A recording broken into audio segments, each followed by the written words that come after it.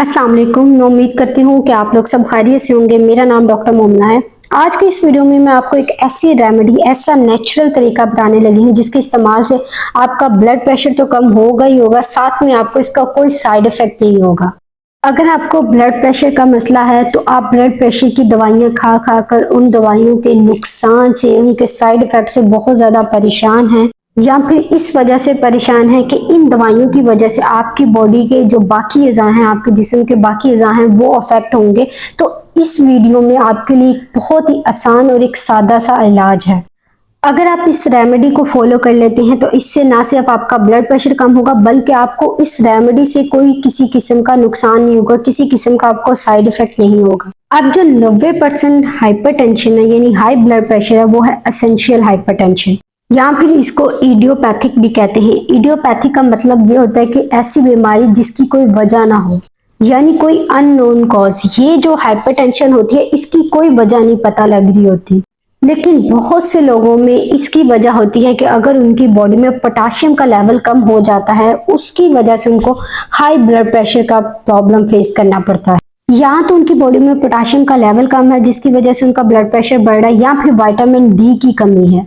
ये दोनों मसले बहुत से लोगों में कॉमन है। अभी रिसेंटली एक रिसर्च हुई थी जिसपे ये बात साबित हुई थी कि हर 5 में से दूसरा आदमी जो ब्लड प्रेशर का शिकार है, उसके अंदर बहुत बड़ी वजह पोटाशियम की कमी देखी गई है। और इसकी एक बहुत बड़ी वजह हाई कार्बोहाइड्रेट वाली डाइट है, और उसके अलावा इंसुलिन की रेजिस्टेंस है, जिसकी वजह से उनकी बॉडी में पोटाशियम का लेवल कम हो जाता है। जब आपकी बॉडी जरूरत से ज्यादा ग्लूकोज बनाना शुरू कर देती है तो जो आपके सेल्स होते हैं वो पोटाशियम और विटामिन डी को एब्जॉर्ब करना छोड़ देते हैं।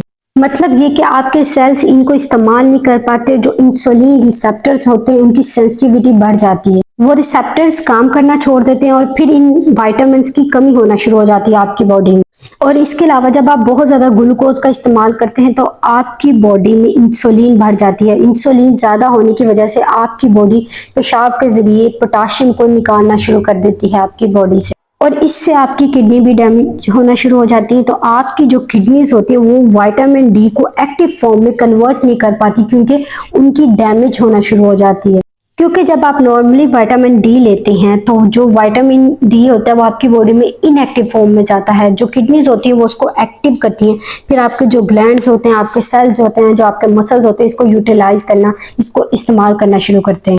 तो इस वजह से जब आप हाई कार्बोहाइड्रेट वाली डाइट लेते हैं तो आपकी बॉडी में जब इंसुलिन की रेजिस्टेंस बढ़ जाती है तो आपका ये जो सारा मसला होता है, ये वाला प्रोसेस जो होता है, ये सारा बहुत ज़्यादा डिस्टर्ब हो जाता है।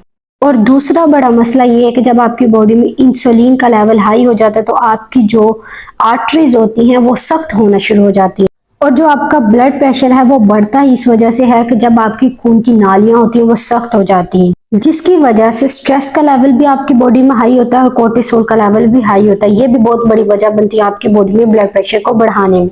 फिर अगली चीज आ जाती है विटामिन डी। अगर विटामिन डी का आपकी बॉडी में लेवल कम है तो जो कि विटामिन डी आपकी बॉडी में विटामिन से ज्यादा एक स्टीरॉयड के तौर पे काम कर रहा होता है, क्योंकि ये एक ऐसा विटामिन है जो आपकी बॉडी के जो बाकी हार्मोन्स होते हैं उनको भी इफेक्ट कर रहा होता है। बेसिकली विटामिन डी करता क्या है, ये आपकी बॉडी के बाकी हार्मोन्स के साथ मिलकर काम करता है और आपके ब्लड प्रेशर को नॉर्मलाइज करता है, आपके ब्लड प्रेशर को कंट्रोल करता है। इन हार्मोन्स में इंसुलिन हार्मोन आ जाता है, थायराइड हार्मोन आ जाता है और कोर्टिसोल हार्मोन आ जाता है।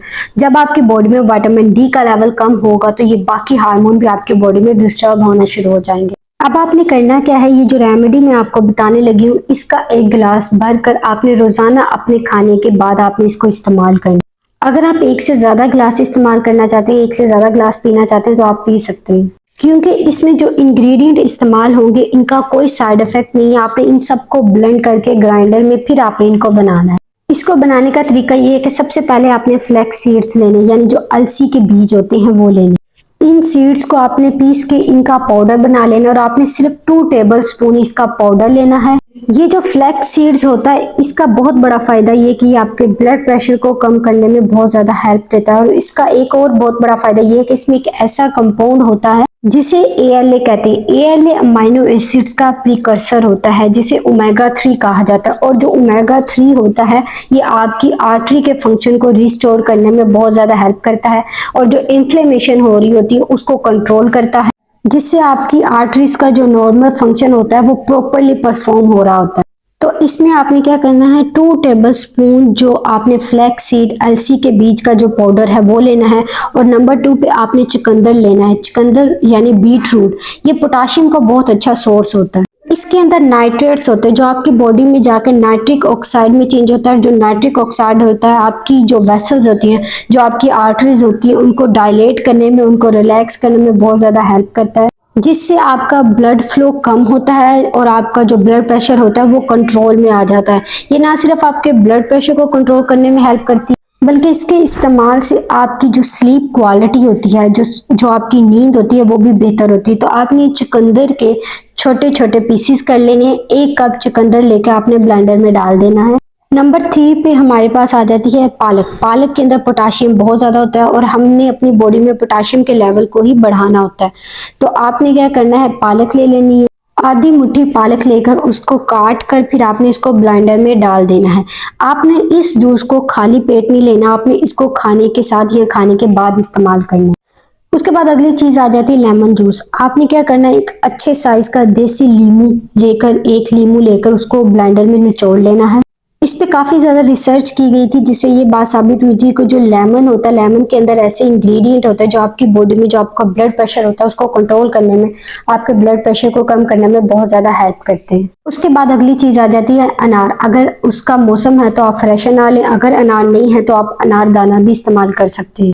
अनार डालने का फायदा ये, एक तो इसका बहुत अच्छा टेस्ट आएगा, ये आपका जो स्मूदी होगी, वो जो जूस होगा उसके टेस्ट को बढ़ा देगा। उसके अलावा इसमें एंटी हाइपरटेंसिव प्रॉपर्टीज होती है, यानी ये आपके ब्लड प्रेशर को कम करने में, उसको कंट्रोल करने में बहुत ज्यादा हेल्प करेगा। आपने क्या करना है, फ्रेश अनार का आधा कप लेना है। जो फ्रेश अनार होते हैं उसमें शुगर का कंटेंट भी बहुत ज्यादा होता है, तो इसलिए आपने इसको ज्यादा इस्तेमाल नहीं करना, आधा कप ही लेना है। आधा कप अनार लेकर आपने उसको अच्छे से ब्लेंड कर लेना है। उसके बाद अगली चीज आ जाती है योगर्ट यानी दही। आधा कप आपने दही लेना है, वो डालकर आपने अच्छे से मिक्स करना है। अगर आपको किसी वजह से योगर्ट यानी दही मना है तो आप इसका इस्तेमाल ना करें, आप इसको स्किप भी कर सकते हैं। आखिर में आपने इस सारे मिक्सचर में 1 कप पानी डालना है और इसे अच्छी तरीके से आपने ब्लेंड करना है। तो ये एक क्रीमी सा मिल्क शेक की फॉर्म में बन जाएगा। तो आपने इसको खाने के साथ इस्तेमाल करना है। अब ये जो 6 चीजों का एक ड्रिंक है, ये आपके लिए बहुत ज्यादा फायदेमंद साबित होगा। ये आपके ब्लड प्रेशर को कंट्रोल करेगा और इसका आपको कोई साइड इफेक्ट नहीं है। इसके इस्तेमाल से आप अपने ब्लड प्रेशर में नुमाया फर्क देखेंगे। वो लोग जो डाइट कर रहे हैं तो ये उनके लिए भी बहुत ज्यादा हेल्पफुल होगा, क्योंकि ये इंसुलिन की रेजिस्टेंस को कम करेगा। आप इस रेमेडी को जरूर ट्राई करिएगा और अपने एक्सपीरियंस मुझे कमेंट बॉक्स में शेयर करिएगा। मैं उम्मीद करती हूँ आज की ये वीडियो आपके लिए हेल्पफुल रही होगी। अगर आपका कोई क्वेश्चन है तो आप मुझसे कमेंट बॉक्स में पूछ सकते हैं। मिलते हैं नेक्स्ट वीडियो में, तब तक के लिए अल्लाह हाफिज़।